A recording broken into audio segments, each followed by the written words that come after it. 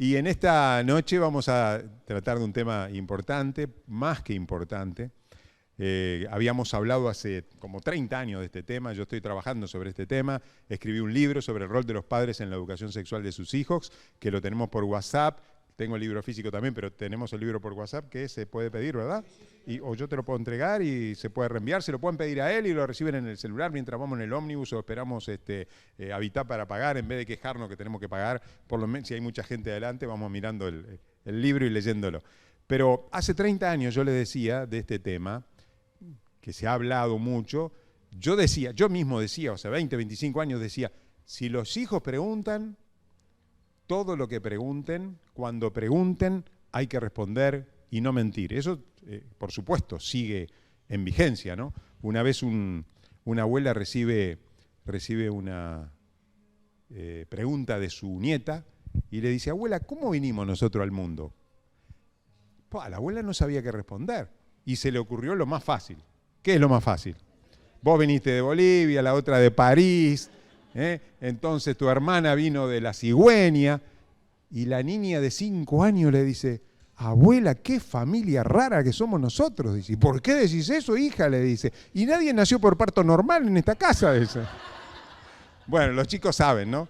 Los chicos saben mucho, pero luego de 25 años de pasada, uno puede decir, ahora no hay que hablar cuando pregunten, ahora hay que hablar antes que pregunten. Antes que pregunten, nosotros tenemos que hablar.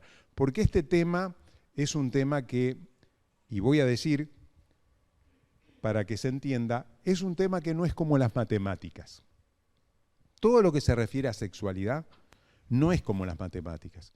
¿Por qué? Porque cuando se aprende matemática, si yo le enseño a mi hijo cuánto es 2 más 2, es lo mismo que le enseñe un profesor, que se le enseñe en la escuela, que se le enseñe en China, en Japón o en Montevideo, porque 2 más 2 es 4, independientemente del docente, independientemente del alumno. Pero en materia de sexualidad no es una ciencia exacta la sexología. Todo lo que se refiere a educación sexual, no hay un libro único. Nosotros, cuando yo soy médico y estudiábamos anatomía, y un médico, una persona ya veterana que tiene la esposa que es médico, le dice, tengo unos libros de medicina que no sé a quién dárselo, entonces me pregunta a mí a ver si nosotros, en nuestra institución, nuestra asociación, lo podemos tener para regalarlo, para venderlo, para hacerle algo. Y yo consulté con otro colega, ¿y qué hacemos? Alguien nos está ofreciendo, porque la esposa se jubiló, él es arquitecto, y nos da... No sirve para nada, dice.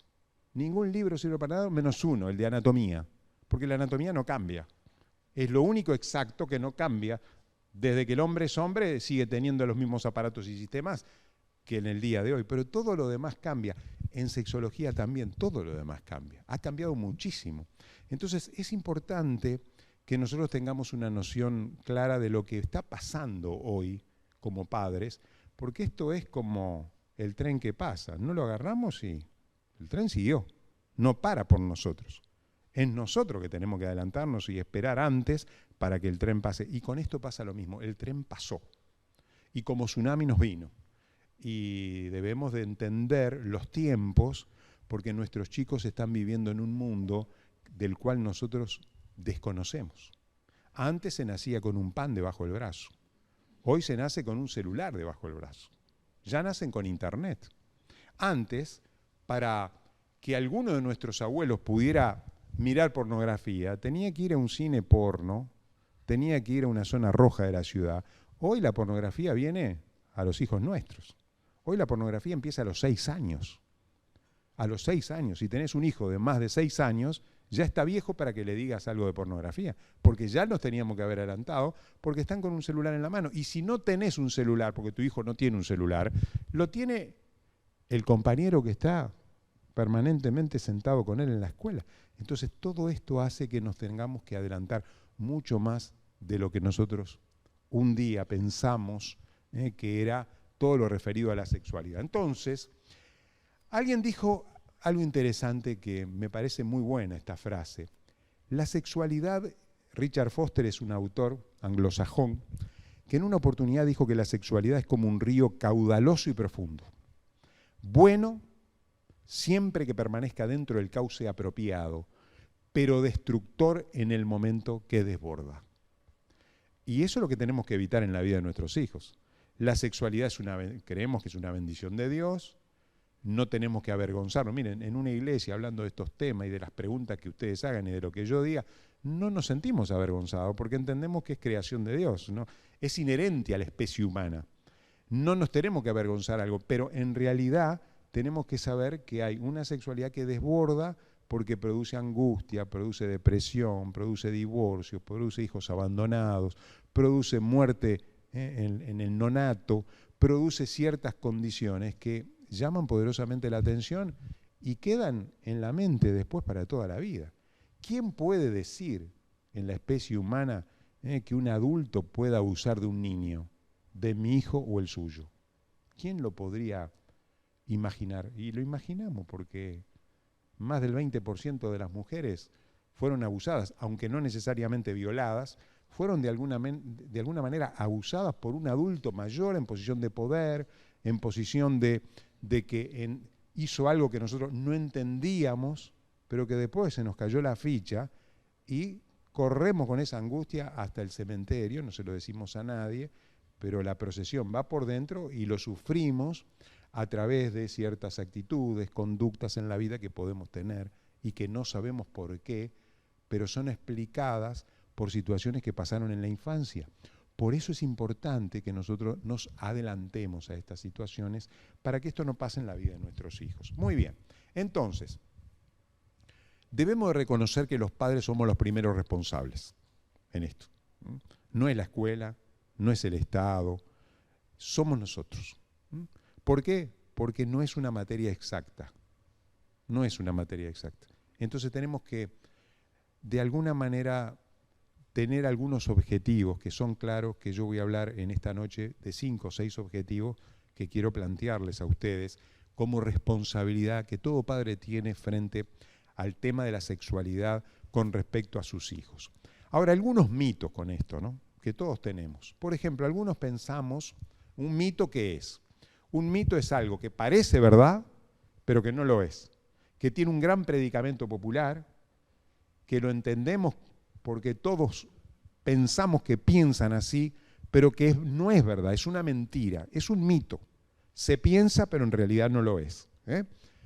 El mito de la suegra, ¿verdad? Todas las nueras le tienen bronca a las suegras y todas las suegras le tienen bronca a las nueras. Bueno, eso es verdad, ¿no? Yo siempre digo acá, ¿no?, que nuera quiere decir que no era lo mejor para mi hijo, ¿no? Pero es un mito, es un mito.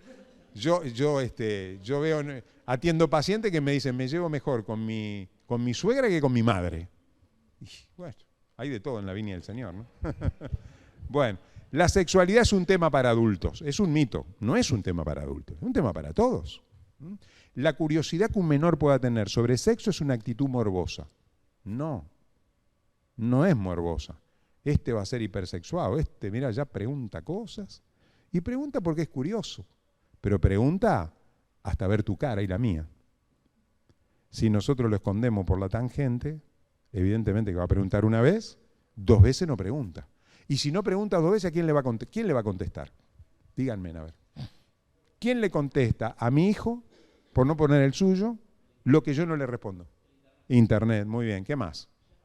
Los compañeros. Sí. ¿Quién más? Su propia imaginación. Porque si no se lo decimos, se lo imagina. ¿Y qué se va a imaginar un niño? Y se va a imaginar lo que, de acuerdo a su visión infantil, inmadura.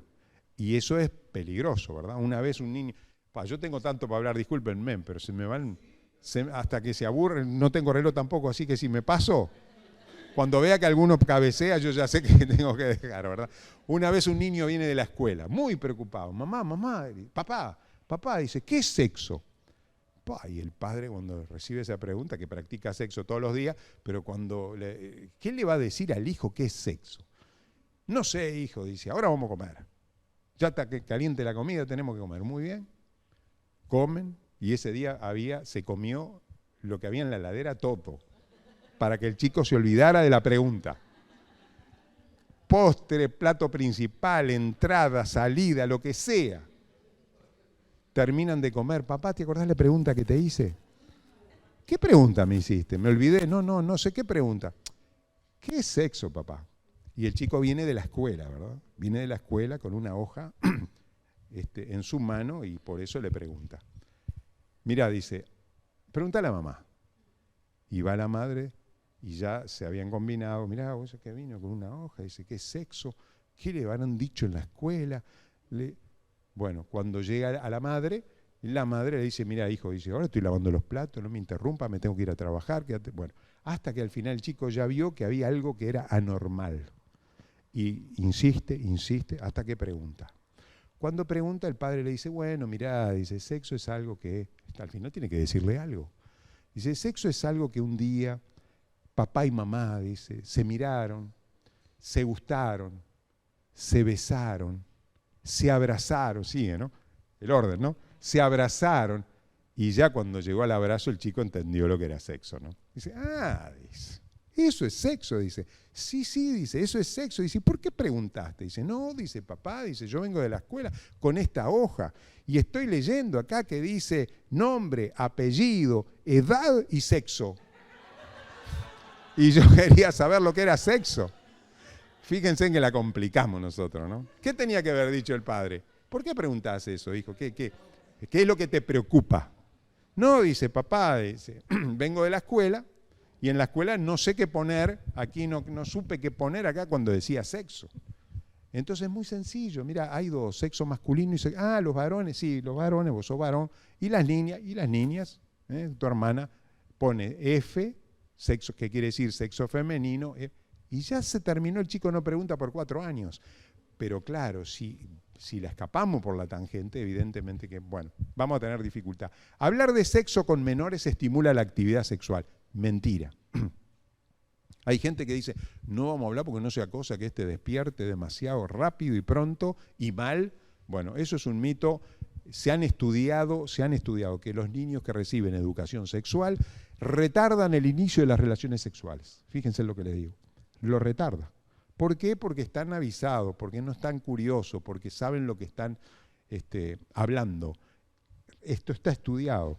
Niño que recibe educación sexual retarda el inicio de las relaciones sexuales. Hoy en día los menores están informados sobre sexo. No están informados sobre sexo. Se aprende de la experiencia. Hay que tener experiencia sexual. Mentira. En estos temas es mejor no tener experiencias sexuales antes que tener una mala experiencia. ¿Por qué? Porque una mala experiencia me marca para toda la vida. Si yo no tengo experiencia, bueno, voy a aprender. Pero es mejor no tener experiencias sexuales y sobre todo en las edades tempranas de la vida, puedo tener experiencias que sean negativas y pueden ser marcables para... ¿cómo se me fue? Disculpen. Bueno, me estoy adelantando. Entonces, vamos a ver ahora los objetivos. Un padre, ¿verdad? ¿Qué cosas tiene que tener presente para comunicar o para que el chico aprenda o de alguna manera informar acerca de temas de educación sexual? Bueno, lo primero que tenemos que saber que un chico cuando tiene estas cosas presentes se va a defender mejor sexualmente en la vida. ¿Y qué cosas son? Bueno, número 1, estimular actitudes positivas hacia sí mismo. Y uno puede decir, ¿qué tiene que ver esto con la sexualidad? Tiene mucho que ver, mucho que ver. Un chico que tiene una aceptación personal de sí va a tener una vacuna muy importante contra ciertas situaciones que van a venir en la adolescencia. Se ha hecho estudios que han dicho que en el Pereira Rosell, que las personas, niñas embarazadas a corta edad de la vida, tienen todas un perfil de baja autoestima.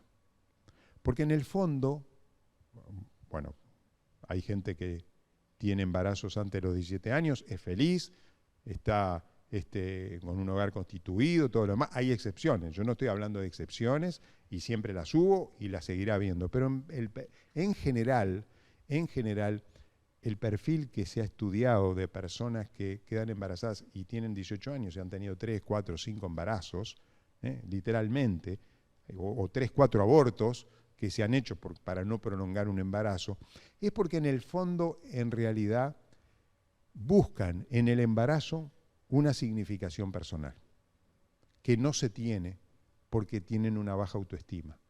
Todas tienen un perfil bajo. Digo todas, en medicina o en estas materias no se habla ni de todas, ni de siempre, ni de nunca, ¿verdad? Pero en general uno puede decir eso. Si yo puedo lograr que mi hijo pueda tener una autoestima adecuada, eso va a ser una vacuna contra muchísimas cosas. Contra las drogas, contra la bulimia, contra la anorexia, contra la drogodependencia, como dijimos. Estaba con un chico que comenzó a los 20 años, que comenzó a los 16 años a drogarse. Yo lo vi cuando tenía 20 y le pregunto, ¿cómo empezaste a consumir droga? Y el chico me dice, yo no quería consumir drogas, pero en el barrio, en la esquina, me dijeron, dale, dale, vení con nosotros, dale, dale. Eran gente del barrio, conocido, toda la vida juntos. Y un día me dijeron que yo era un maricón, porque no consumía drogas. Sos un marica. No estoy discriminando ni estoy hablando despectivamente. Estoy hablando de lo que él sintió, lo que él se sintió. Sos un marica. Y desde ese momento me fui al otro sábado, dice, al otro fin de semana, a lo de la otra esquina. Únicamente empecé a consumir únicamente por una cosa, para demostrarme que yo no soy un marica. Para demostrarme y para demostrar. Si él hubiera tenido fortaleza emocional, seguramente le hubieran dicho, o le hubiera pegado un piñazo, cosa que hubiera sido peligroso, o no le hubiera hecho caso. Y no le hubiera hecho tanta repercusión emocional el hecho que le hayan dicho que era un marica. Porque yo sé lo que soy. ¿Cómo podemos instilar en la vida de nuestros hijos una autoestima adecuada? 3 cosas. Si se olvidan de todas, no se olviden de esto, que es muy importante. Número 1, amor incondicional. ¿Qué necesita una persona para vivir adecuadamente en la vida? Sentir que lo aman en forma incondicional. ¿Qué quiere decir esto? Que los padres no ponen condiciones para amar a sus hijos. Es mi hijo. Sea un drogadicto, sea un diverso, sea un tipo que me llaman de la escuela porque es un inquieto, porque le pegó un piñazo y sangró otro y lo suspendieron 3 días en la escuela. Yo lo amo igual porque es mi hijo y él sabe muy bien que yo lo amo. Si yo puedo lograr eso en la vida de mi hijo, lo estoy vacunando. Entonces nosotros no podemos decir, ojalá fueses como tu hermana, ojalá fueses como este vecino de enfrente, mirá qué bien se porta, y vos sos esto, siempre lo mismo, no cambias más, ojalá no hubieras nacido. Bueno, ¿me estoy exagerando? No, no estoy exagerando. No estoy exagerando porque a veces no lo decimos, pero a veces lo pensamos. Y cuando pensamos una cosa, el ambiente de alguna manera se transmite en la vida de nuestros hijos. ¿Cuántas veces nosotros en la vida fuimos discriminados? ¿Por quién? Por nuestros propios padres. Porque no hemos sentido ese amor incondicional. Y cuando yo no siento el amor incondicional de mi papá o de mi mamá, o de quien, mi tutor, de quien viva, no importa, de quien esté a mi cargo, ¿saben qué voy a hacer cuando sea adolescente? Una chica, yo varón, una chica me va a hablar, me va a decir te quiero, y yo le voy a decir, esta me está fingiendo. Esta me está fingiendo. Algo quiere de mí. Y cuando veo que habla con otro, y es simpático con otro, esta me está. ¿Por qué? Porque en el fondo soy yo el que no experimenté en la vida el amor de mis padres. Y cuando no interpreto y no internalizo el amor de mis padres en mi vida, no puedo creer que alguien me pueda amar. Si yo no experimenté nunca el amor de una persona, ¿cómo voy a experimentar el amor de una mujer que dice que está enamorada de mí? ¿Se entiende? Por supuesto que la vida cambia, somos muy resilientes. Con esto yo no quiero decir que las cosas en esto no son 2 más 2. La vida nos ha demostrado que somos resilientes, tenemos poder de superación, es cierto. Y cuando venimos a Dios, por supuesto, por eso Dios suple la necesidad de que los padres, cuando uno siente el amor de Dios, bueno, alguien me quiere, por eso cambian la vida. El testimonio de muchos que empiezan a creer y a profesar una fe les ayuda justamente porque empiezan a experimentar lo que nunca experimentaron en su vida. que es ese sentimiento de amor y por eso pueden amar a otros. Bueno, esto es muy importante, ¿verdad? Que nosotros demos un amor incondicional. Segundo, límites adecuados. Los chicos necesitan límites. No puede ser que ellos digan, o que nosotros, mejor dicho, pensemos que ellos, si quieren hacer esto, que hagan, porque si yo les digo que no, se van a complejar, hay que ayornarse. No, los chicos necesitan límites, porque los límites que dan, seguridad, exactamente, seguridad. Un chico que está limitado, ¿qué quiere decir? Que sabe lo que está bien y lo que está mal. Es mejor que usted y yo digamos, eso está mal, eso está bien, antes que no le digamos nada. Estimular actitudes positivas hacia sí mismo, ¿verdad? Amor incondicional, dijimos, límites adecuados, y lo tercero, disciplina. Disciplina. ¿Qué quiere decir la disciplina? Si yo digo esto no se toca, vamos a dejarlo acá, no me estoy imponiendo como padre, pero estoy poniendo un límite. Hasta acá, podés jugar acá, podés jugar allá, pero esto no se toca. Si yo le digo esto no se toca, y lo toca, él se va a sentir culpable. Se va a sentir culpable porque hizo algo que no debía hacer. ¿Cómo se va esa culpa? Y yo le tengo que hacer algo. ¿Vieron que hay chicos que esperan que le pegue una paliza y son felices si le pegamos? Yo, pero usted está esperando que yo le pegue. Cuando era chico mi hijo era así. Parece que le está... Y después vivito y coleando. Y pagó la deuda. Le hicimos algo, no digo que le peguemos, ¿verdad? Porque ahora no estamos en la época de pegarle. Pero algo, bueno, no salís, te quedás acá, vas a estar una hora sentado. Ah, no, moviste esto, te quedás una hora sentado. El chico se quedó una hora sentado y después, bárbaro con nosotros. Pero lo hicimos con dolor, pero lo hicimos con amor. Entonces, no es que le estamos castigando, lo que estamos es disciplinando, que son dos cosas distintas. ¿Por qué? Porque en la vida él tiene que aprender que mañana va a manejar una moto, va a manejar un vehículo, va a haber una luz roja y tiene que parar. Y si no para, va a haber un inspector de tránsito que le va a poner una multa. Pero lo peor no es eso, lo peor es que si infringe la ley, va al calabozo, va a la cárcel. Entonces, ¿por qué? Porque hay un castigo. La sociedad está organizada de tal manera que hay límites. Y los límites producen, cuando se alteran, una sanción. Él tiene que aprender de niño y todo eso da seguridad. Todo eso da seguridad. Y esa seguridad se transmite en la vida sexual después. Ese amor se transmite en la vida sexual. Esos límites se transmiten en la vida sexual. Estimular actitudes positivas hacia sí mismo es una vacuna contra los desbordes sexuales. Frente a todo desborde, no solamente sexual. Muy bien, ¿están de acuerdo en esto? Pueden decir, no queden bien conmigo igual, pero es importante. Si quedan mal, después... acá tenemos al que me invitó. Todo corre para él. Segundo, aceptación y respeto del sexo opuesto. Esto es importante. No puede no respetar a una niña porque es un varón y es macho y acá se hace lo que se dice. No, eso no. Tampoco vamos a sobredimensionar a la mujer y a la maternidad, porque hoy, por ahí se ha dicho muchos años, ¿no? Padres pueden haber muchos, pero madre hay una sola. ¿Cómo? ¿Quién dijo eso que padres pueden haber muchos? No. Madre hay una sola y padre hay uno solo. Ahora, claro, después el papá hace lo que quiere y se va y viene. Bueno, eso es otra historia. Pero no sobredimensionar y cuidado con actitudes machistas. Pero eso se aprende ¿en dónde? En la casa.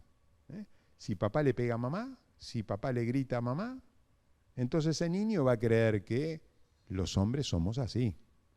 Y esa niña va a creer, y bueno, hay que aguantarse en el molde. Como mamá aguanta, yo tengo que aguantar. Como mamá soporta, yo tengo que soportar, porque así son las mujeres. ¿O cuál es el primer concepto que usted tiene de un hombre? ¿Quién se lo dio? Su papá. El primer concepto que yo tengo de una mujer me lo dio mi mamá. Si mi mamá era sumisa, si mi mamá aguantaba los golpes, y yo voy a creer que las mujeres son así.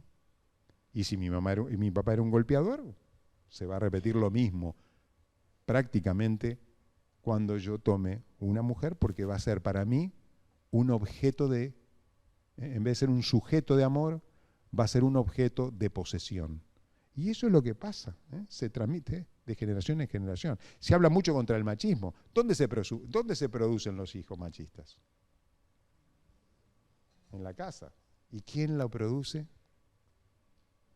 La mamá. La mitad de usted me va a echar de acá. Es otro tema, ¿no? Es otro tema. Pero mamá produce hijos machistas. ¿Por qué? Porque mamá se refugia ¿en quién? En los hijos varones, cuando no ve que ese hombre machista no recibe su amor, muchas madres se cobijan en sus hijos varones. Los varones aprenden a que el único objeto de amor es su mamá. Mi mamá es mi amor. La otra es objeto de mi posesión. Y eso se va transmitiendo de generación en generación. Es eso lo que tenemos que cortar. Es eso lo que tenemos que cortar. Se habla mucho contra el machismo, pero el machismo se produce en la casa y muchas mujeres producen hijos machistas. Y los hijos machistas aprenden a amar a mamá y a usar a su mujer. Porque no me toquen a mi mamá. ¿Cómo no me toquen a mi mamá? ¿Y a tu papá? No, mi papá lo aprendió de su mamá. Bueno, todo esto es un mecanismo que se aprende en la casa. Yo creo que estas cosas son importantes para nivelar, que estamos todos al mismo nivel, tengamos el sexo que tengamos. Eso es lo que tenemos que aprender, ¿verdad? Hoy se habla mucho a través de, bueno, el movimiento feminista nos ha denunciado en una forma muy visible la necesidad de poder reivindicar el derecho de la mujer, por supuesto. Pero también tenemos que reconocer que lamentablemente los grandes productores de machistas es en la propia casa. Bueno, los cambios puberales es otra. Prevenir el abuso sexual, número 3. Número 1, autoestima. Número 2, aceptación y respeto. Ahí está, gracias. Número 3, prevenir el abuso sexual. Bueno, en algún momento tenemos que hablar de esto. Por supuesto no va a hablar día y noche, pero tenemos que hablar del tema del abuso sexual. ¿Por qué? Porque tengo que reconocer que hay ciertas partes que son íntimas. ¿Y cuáles son, mamá, las partes íntimas? Son las que se cubren. Cada vez nos cubrimos menos, pero todavía seguimos cubriéndonos con algunas cosas. Con algunas cosas. Nos cubrimos. Lo que se cubre, nadie te lo puede ver, nadie te lo puede tocar. Y si alguien quiere verte o alguien quiere tocarte, decímelo. ¿Sabes por qué? Porque en estas cosas no hay secreto. Vos decime, vos contame que yo te voy a ¿qué? Primero, a escuchar. Y después, a creer. A creer. No digas eso del tío. Vos, pero mamá, me dijiste esto y ahora me decís lo otro. No digas eso del tío. ¿Cómo no digas eso del tío? Los niños en esto no mienten. El concepto es que no mienten. No inventan ni imaginan. Tenemos que decir que hay partes íntimas que nadie puede tocar. Esto es importante, sí, pero es importante desde el vamos. Yo no me puedo bañar con mi hijo. No me puedo bañar con mi hijo. Vamos a suponer, tengo un hijo de 4 años, de 5 años, de 6. Por supuesto, es un lactante, lo voy a hablar. Pero tiene 6 años, 7 años. No, él tiene que conocer mi cuerpo. ¿Cómo tiene que conocer tu cuerpo? Yo no me puedo bañar con mi hijo de 6, 7, 8 años, con el cuerpo que yo tengo y el cuerpo que él tiene, porque lo estoy descubriendo y no le estoy respetando su intimidad. Si él se baña conmigo, mañana se baña con otro, y para él es normal. Entonces yo le tengo que enseñar que hay ciertas partes que ni yo las puedo ver, ni él puede ver las mías. Es tan importante cubrirse.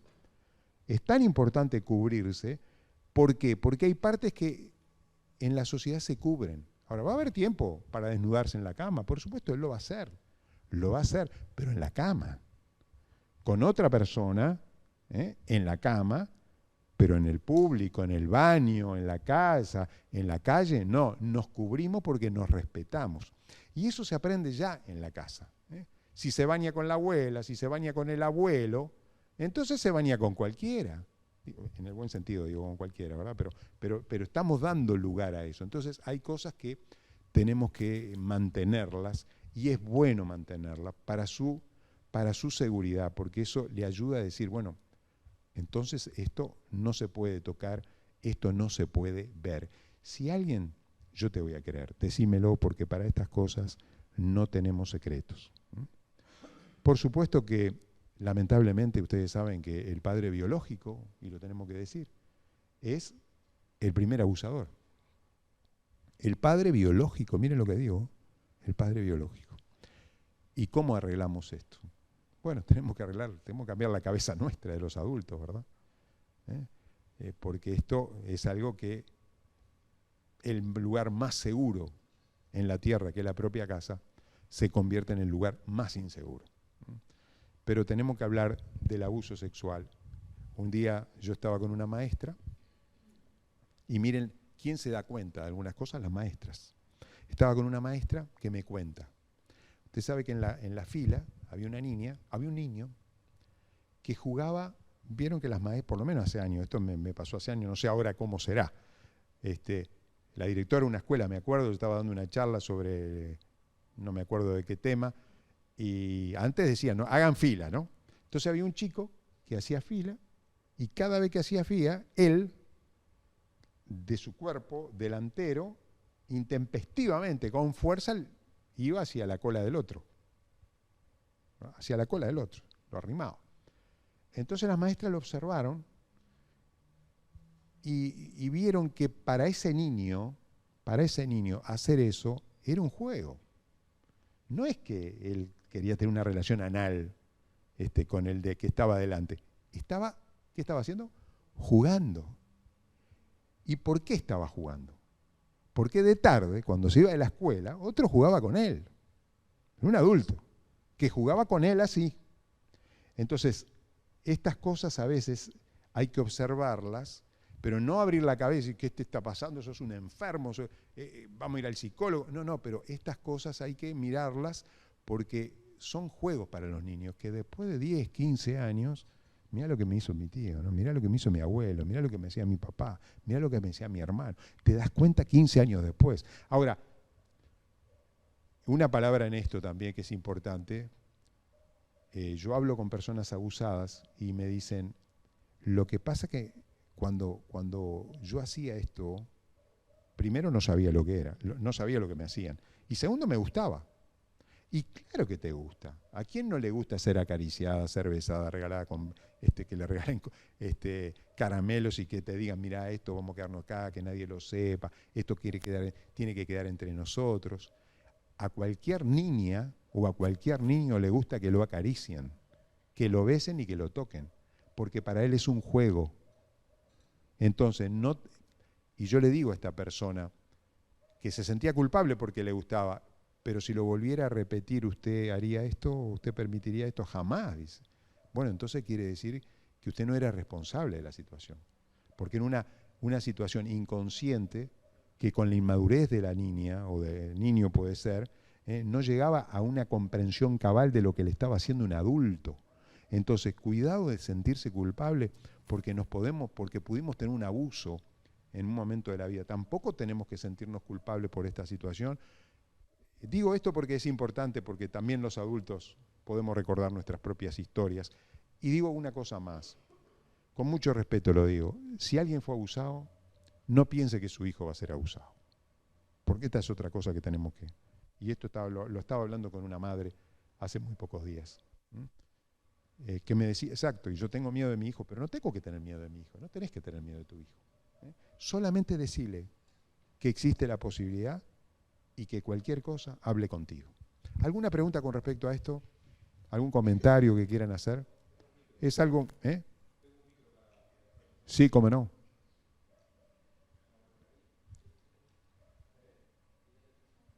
¿Un micro dijiste?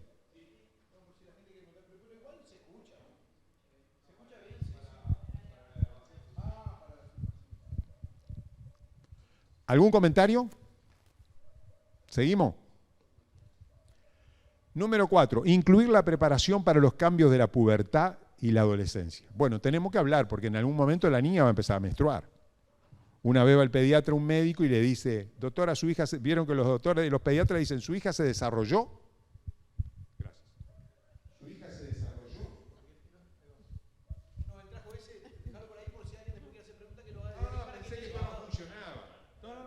participando. No, no pasa nada. Igual quedamos. Fue una equivocación mía.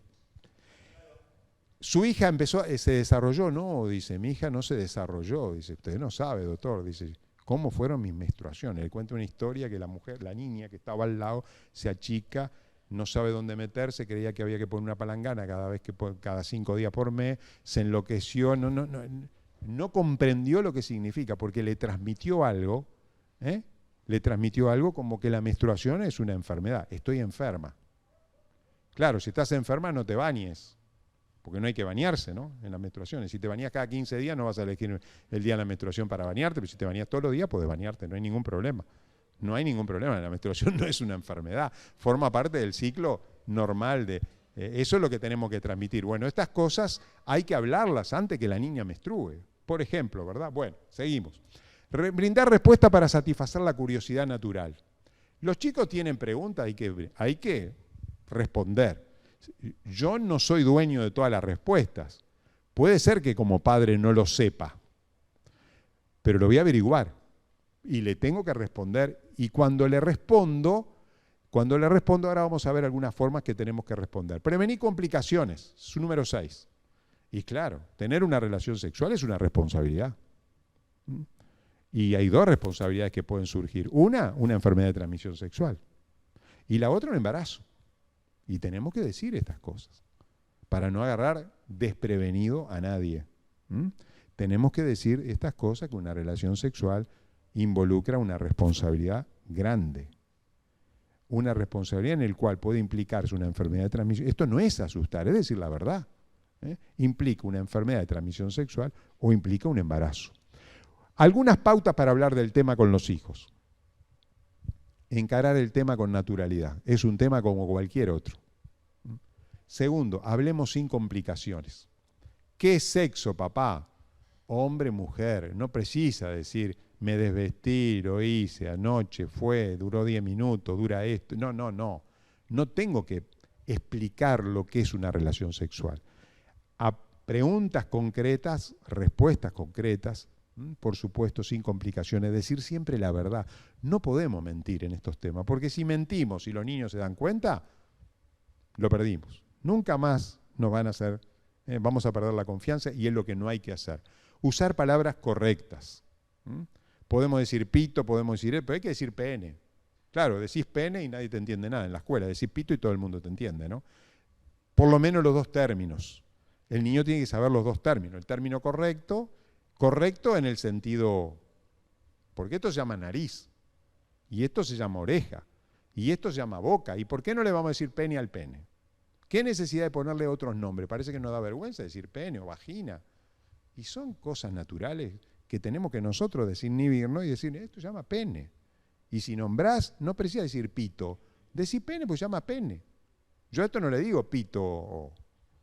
No precisa, nadie inventa un sobrenombre a la nariz, porque nadie tiene vergüenza de decir la nariz. Y no tenga vergüenza de decir lo que podés decir. Usar palabras correctas, responder siempre a sus inquietudes, no adelantarse a las posibilidades de comprensión y dar respuestas breves, por supuesto, y entendibles. Bueno, ¿qué son algunas actitudes negativas? Bueno, reprimir el tema. De esto no se habla. Cuando seas grande vas a saber. No. Hay que hablarlo. No podemos esperar que sea grande. Si no, puede pasar cualquier cosa. Actuar con falsedad. No podemos mentir. Ni viene de la cigüeña, ni viene de Marte, ni viene de París, ¿verdad? Temores acerca del comportamiento sexual de los hijos. Esto es algo que los padres a veces tenemos. ¿Qué va a pasar con él? Bueno, no tengamos miedo. Reírse y festejar ante sus actitudes sexuales tampoco es bueno. Mirá qué macho es este, ¿no? Ya ve una cosa de televisión y ya abre los ojos. Mirá, esas cosas no son muy saludables porque no contribuyen, no lo vamos a hacer hipersexuado, ni lo vamos a hacer más macho porque vea una chica que le guste o diga algo como que nos hace pensar de que es un varón y que va a ser macho. Tengamos cuidado con esas actitudes, ¿verdad? El machismo, la sobredimensión de la maternidad no es saludable. Actitudes positivas. ¿Qué actitudes positivas podemos tener los padres hacia los hijos? Bueno, yo creo que hay algunas que son importantes, ¿verdad? Nuestras actitudes, nuestros gestos, nuestros vínculos, nuestras palabras, la comunicación, como dijimos, el amor incondicional, el fomentar la autoestima, el contacto físico adecuado. Hoy no lo podés besar a tu hijo porque te dicen que sos un abusador sexual. Vamos al otro extremo, vamos al otro extremo. Entonces, tampoco dejemos de abrazar a nuestro hijo, tampoco dejemos de tener actitudes afectivas, porque una cosa es abusar de un niño y otra cosa es tener una actitud de abrazo, cariñosa, exactamente. Eso el niño lo necesita y es importante para su desarrollo, para su crecimiento. Ahora, tenemos que reconocer que hoy nuestros hijos también están viviendo un tiempo muy difícil. Un niño de 8 años viene de la escuela. Mamá, no quiero comer. La madre, como toda madre, se preocupa porque el niño no quiere comer. ¿Por qué no querés comer, hijo? ¿Qué te pasó? No, mamá, no tengo ganas. 8 años, departamento de Canelones. Esto pasó, en verdad pasó. No estoy inventando nada. Me lo contaron. No creo que la persona que haya contado haya mentido tampoco. Pregunta a la madre, insiste, te peleaste con alguien, la maestra te recriminó, te mandaron de penitencia, de disciplina, algún deber. No, mamá, no. Hasta que al final la madre es madre y le saca al chico la respuesta. ¿Cuál es la respuesta por el cual el niño no quiere comer? Tiene 8 años. Mamá, dice el chico, lo que pasa es que no sé con quién me voy a casar. Cuando la madre recibe esa respuesta, por dentro se ríe, pero le dice, mira, hijo, no te preocupes. Primero tenés que crecer, tomar mucha leche, estudiar, trabajar, tener una novia. Después te vas a casar, no te hagas problemas, te falta mucho para eso. No, mamá, dice, pero no sé si me voy a casar con una niña o con un varón, le dice. Cuando la madre, con sus años ya, lejos de la escuela, lejos del liceo, lejos de estar ayornada, le dice, ¿quién te dijo eso? ¿Por qué pensás eso? ¿Qué pasó que te preocupa eso? Y dice, lo que pasa es que hoy la maestra nos enseñó que el amor de una persona puede ser dirigida a otra. Esa otra puede ser del mismo sexo o de distinto sexo. ¿Qué pasaría si ustedes, por ejemplo, mañana les gusta un varón a los varones o les gusta una niña a las niñas? Y si los demás se ríen, le hacen bullying, ¿cómo se sentirían ustedes? Algo así le explica la mamá, el chico a la madre. Cuando la madre recibe eso, bueno, al otro día va a la escuela a hablar con la maestra, porque preocupada, para ella, viviendo en el siglo pasado, no tiene la mínima idea de que la maestra le haya explicado eso a su hijo. Dice, lo que pasa, señora, mire, y le muestra el programa, exactamente, el programa. Estoy medio cansado, por eso a veces las palabras no me salen, pero ustedes me ayudan, así que bárbaro. Le presenta el programa y le dice, mire señora, nosotros fuimos entrenados para enseñar educación sexual, estamos viviendo un tiempo diferente al que seguramente usted vivió en la escuela, y nosotros estamos enseñando educación sexual basada en una perspectiva, que es la perspectiva de género, y esa perspectiva muestra de que un adulto, una persona puede elegir primero elegir su género, independientemente de su sexo, y le explica algunas cosas referidas a la educación sexual que se promueve o que se dicta en las escuelas. La madre quedó un poco preocupada porque no era la intención de esa madre enseñarle eso a su hijo, o por lo menos ponerlo en una mochila tan grande de elegir cuál va a ser su percepción acerca de su género y que él tiene que elegirlo en algún momento porque esa es la enseñanza que él estaba recibiendo.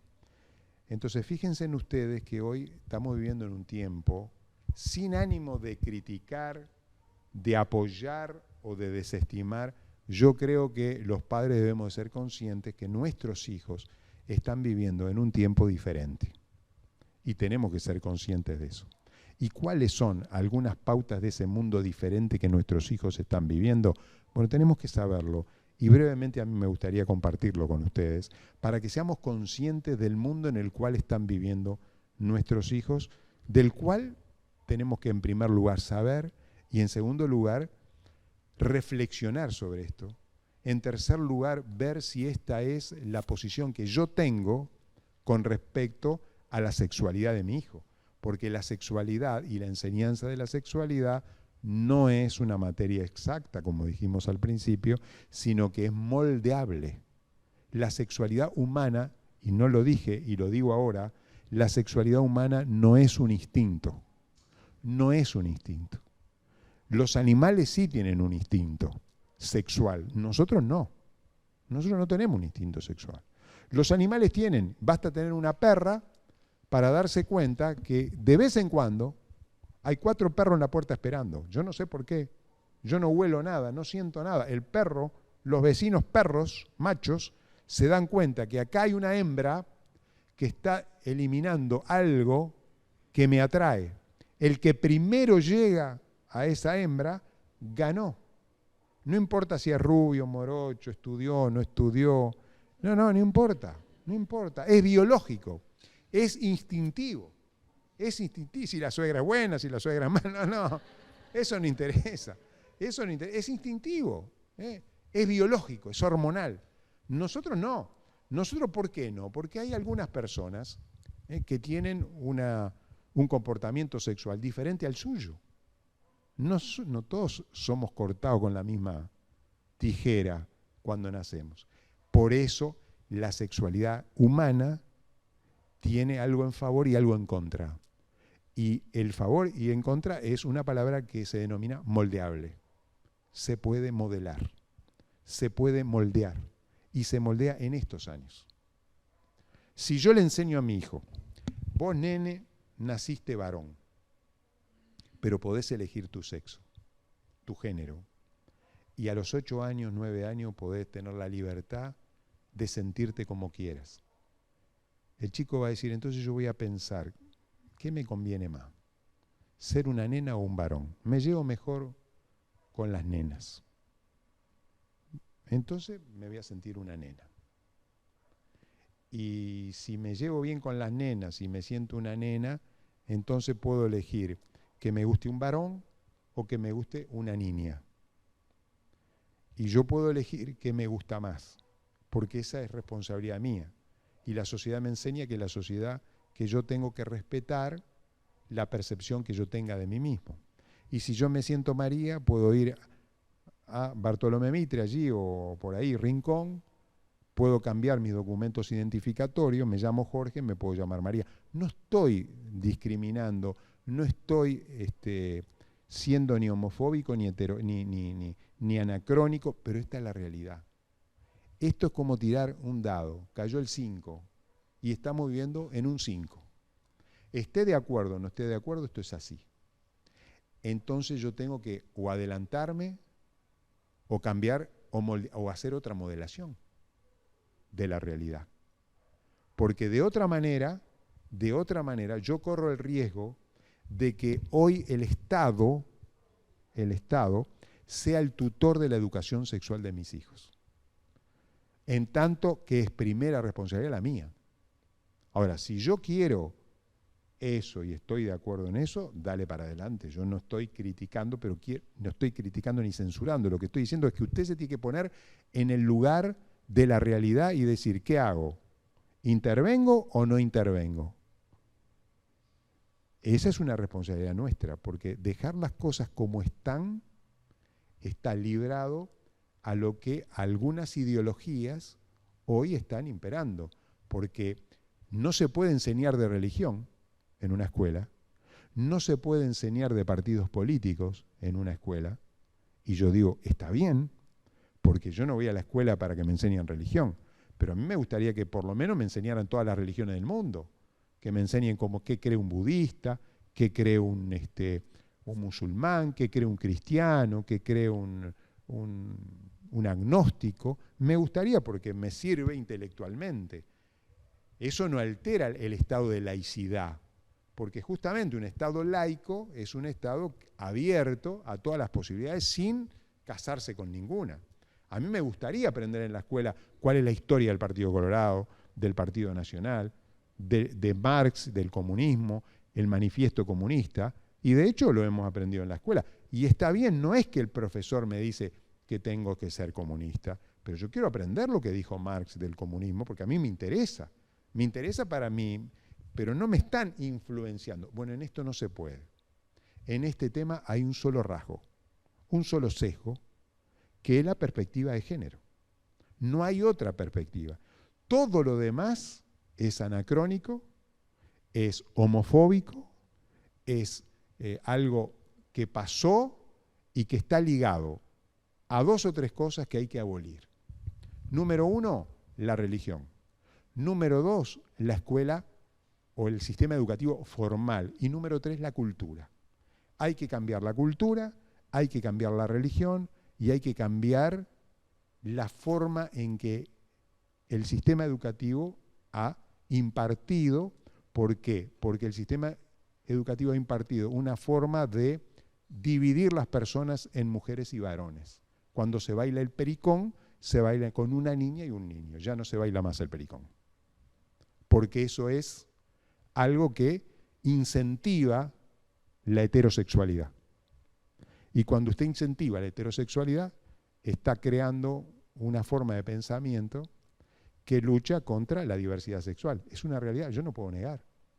Los baños, y ahora voy a hablar de los baños, ¿por qué los baños ya no se dividen entre varones y caballeros? Entre varones y damas.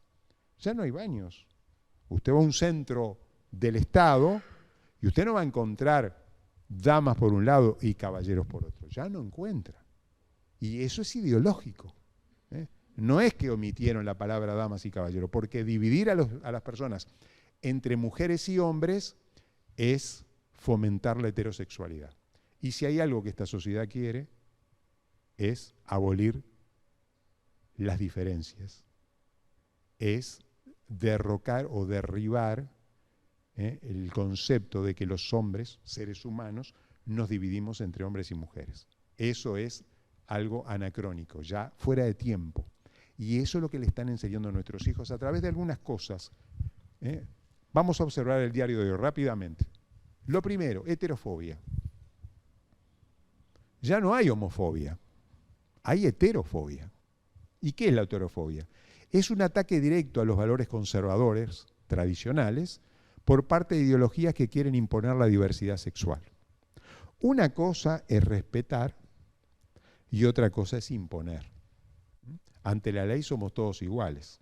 Por supuesto que somos todos iguales, independientemente de la orientación y de la identidad sexual que cada uno de nosotros tenga. Somos todos iguales, pero parecería como que si dividimos a la humanidad entre varones y mujeres, estamos imponiendo una forma de pensamiento que hay que derrocar. La heterofobia, ¿qué es? Es lo que se opone a toda forma de dividir la humanidad entre varones y mujeres como lo natural y normal. Eso ya no es normal. Eso ya no es natural. La religión lo ve como natural. La escuela y el sistema educativo formal lo veían como natural. La cultura lo veía como natural, la cultura imperante. Pero en realidad es una equivocación de la historia, que hay que deconstruir. En segundo lugar, una sociedad que hoy impera la androginia. ¿Qué es la androginia? Es el estímulo de personas u organismos que tienen características masculinas y femeninas. Hoy se propicia esto. Estamos viviendo en una sociedad donde se propicia. Usted ve esta foto y no sabe si es un hombre o una mujer. Puede ser un hombre o puede ser una mujer. Se propicia eso, dividir las diferencias, minimizar las diferencias. Minimizar las diferencias. Esto es lo que esta moda unisex, que hace 40 años ya existe. Una cosa es la moda y otra cosa es la ideología. Hoy es ideológico lo unisex. Antes era moda. Ya no es moda, es ideología. Es una forma de pensamiento que está imperando en la sociedad. Los baños. Los baños. Ya no hay baños que nos separan entre mujeres y hombres, porque eso también tiene que ver con una forma ideológica que hay que desterrar. Y a nuestros hijos le están enseñando esto, sin lugar a dudas. Bueno, otras cosas que vivimos en un tiempo de hipersexualización, ¿verdad?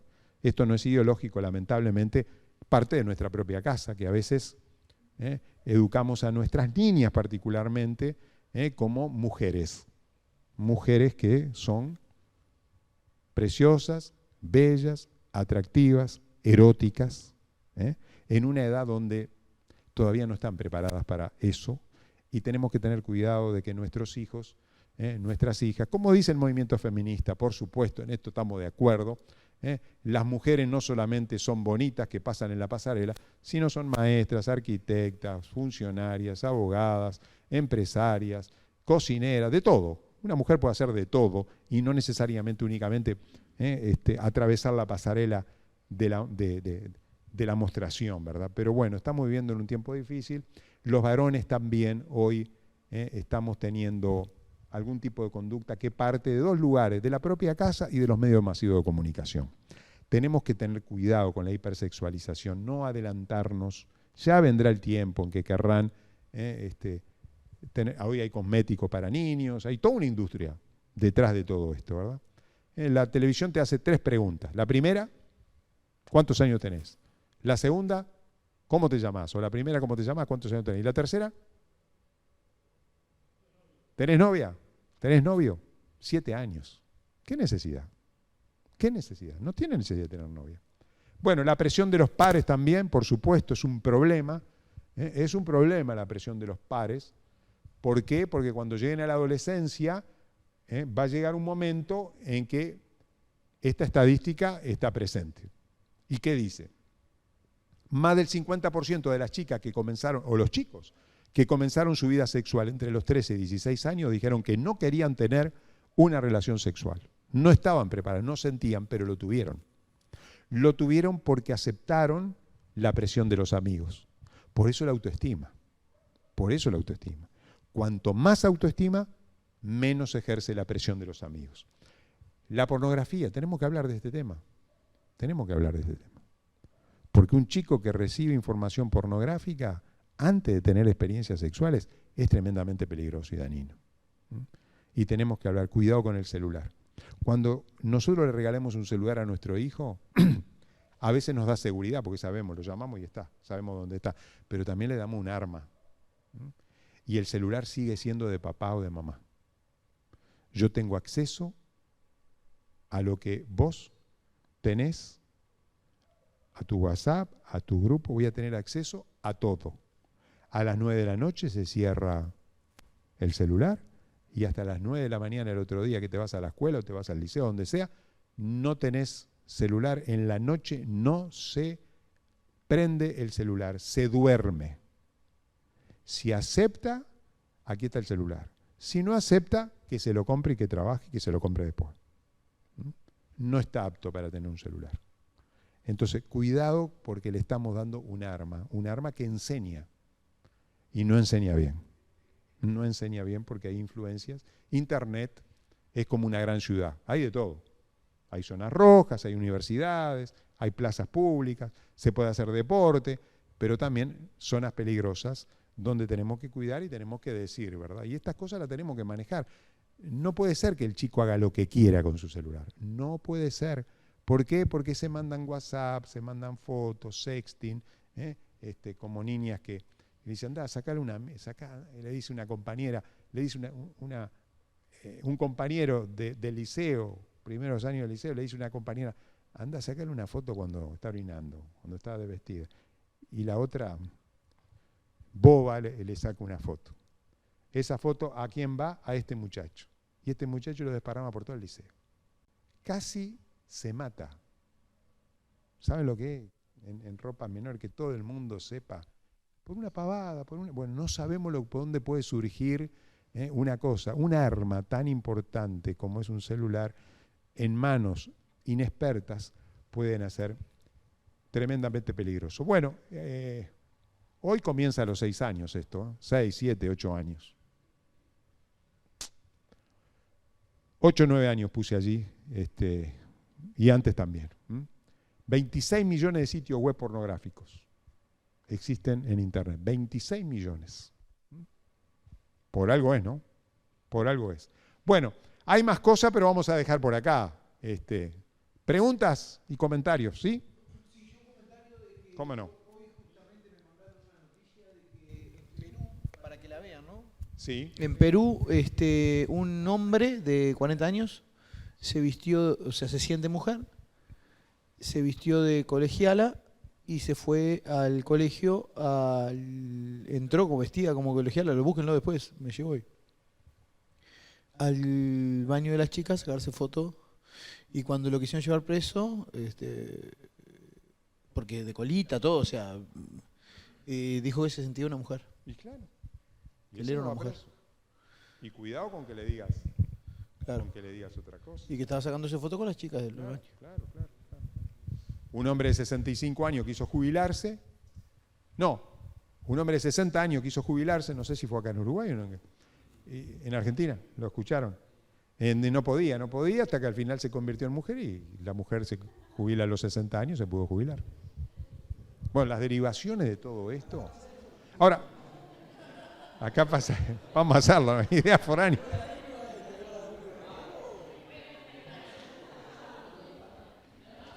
Ahora, miren, con esto, ¿qué estamos diciendo? ¿Qué estamos diciendo? No estamos en contra de personas, entiéndase bien. Yo no estoy en contra, no estoy hablando contra personas que pueden tener la orientación y la identidad que quieran y hasta que la ley le permita. Y no podemos juzgar ni debemos criticar a las personas. Y menos nosotros como cristianos, los que somos cristianos, sabemos muy bien que no vamos a discriminar a nadie porque el amor de Dios llega a todos. Y Dios no divide a las personas en heterosexuales, homosexuales, el amor de Dios llega a todos. Y nosotros también amamos a todos. Pero una cosa es amar a las personas y otra cosa son las ideas. Son dos cosas totalmente diferentes. Yo estoy hablando contra la idea, no estoy hablando contra las personas. Porque a veces se piensa que los cristianos somos homofóbicos, y yo digo, si hay algo, y siempre lo digo, capaz que lo dije alguna vez acá, ¿no? Y la iglesia es la única institución humana que está al servicio de los que no son miembros. Es la única en la tierra. Es la única. Usted vaya a una logia, una cooperativa, los estatutos están en favor de sus miembros. Yo atendí a un paciente una vez, y siempre lo digo, que es profesor en uno de los clubes más importantes del país. Él ve en ese club, su función es ver que en la piscina, donde disfrutan los socios, ninguno se ahogue. Pone los ojos en todos. Cuando entró al trabajo le dijeron, usted es profesor de aquí, pero usted no puede usufructuar este club. Usted no puede. Nosotros le vamos a pagar un sueldo, un plus, para que usted vaya a otro club. Pero usted no tiene las condiciones para usufructuar y meterse en la piscina, salvo que alguien se ahogue. Eso es discriminación. Eso sí es discriminación. Y nadie lo critica, porque así es el contrato. Así él firmó y así él cobra. Eso es discriminación. Pero la iglesia es la única institución humana que no está al servicio de aquellos que vienen, sino siempre pensando en los demás. Siempre pensando en los demás. Entonces, nosotros sabemos muy bien que no discriminamos a nadie. Cuando Jesús vino, ¿qué hizo Jesús? Amó a la prostituta, al contrario, los religiosos de la época le dijeron, come con bebedores y prostitutas y publicanos, y fue criticado por los religiosos por ese motivo. Entonces, nosotros aprendimos de Jesús que no debemos discriminar a nadie. Pero una cosa es discriminar y otra cosa es denunciar algo que le están haciendo a nuestro hijo, que le están haciendo una verdadera catequesis. Están evangelizando una ideología que es única, porque si se le enseña la perspectiva de género y se da otras perspectivas, yo digo, escúchalo, por supuesto, y sería bueno que lo sepa, que sepa la perspectiva de género y que sepa otras perspectivas que no son las de género, pero eso no se hace hoy en los centros de estudios. Entonces estamos viviendo en un tiempo donde ostentamos una democracia que en algunas cosas Deja mucho que desear. Otra pregunta y terminamos. Bueno, miren lo que se enseña en las guías, ¿no? Esto le enseñan a nuestros hijos, ¿eh? Existen diferentes maneras de obtener satisfacción y placer sexual. Es posible lograrlo con el propio cuerpo, el autoerotismo y la masturbación, o en interrelación con otras personas. Así aprendemos a amar y ser amados, acariciar y ser acariciados. Estas personas pueden ser del otro sexo, heterosexualidad, o del mismo sexo, homosexualidad. Esto es lo que a un niño de 8 años se le enseña. ¿Es mentira? No, es verdad. ¿Pero qué énfasis tiene esto? ¿Es necesario que nuestro hijo de 8 años le carguemos la mochila a ver qué él va a elegir? ¿Masturbarse todo el día o tener una compañera en su vida o un compañero en su vida? ¿Y qué le vamos a decir a ese chico? ¿Qué vas a sentir vos? Si naciste varón, ¿sabes por qué? Porque te pusieron varón, te enseñaron como varón y te pusieron un color azul. Eso es una mentira de la religión, es una mentira de la medicina, es una mentira de la cultura. No importa con los genitales con que naciste. Tus genitales no definen tu género. Esa es la enseñanza que se está demostrando hoy y es tremendamente peligrosa para un chico de 8 años recibir esa noticia porque no está capacitado para discernir si esto está bien y esto está mal, si esto es correcto o si esto es incorrecto. ¿Quiénes son los capacitados? Nosotros, que tenemos que adelantarnos a los 8 años y antes que vaya a la escuela para hablar de estas cosas. Ya tenemos que adelantarnos, porque si no, el tsunami llega y llega de una forma tan espectacular que convence a cualquiera.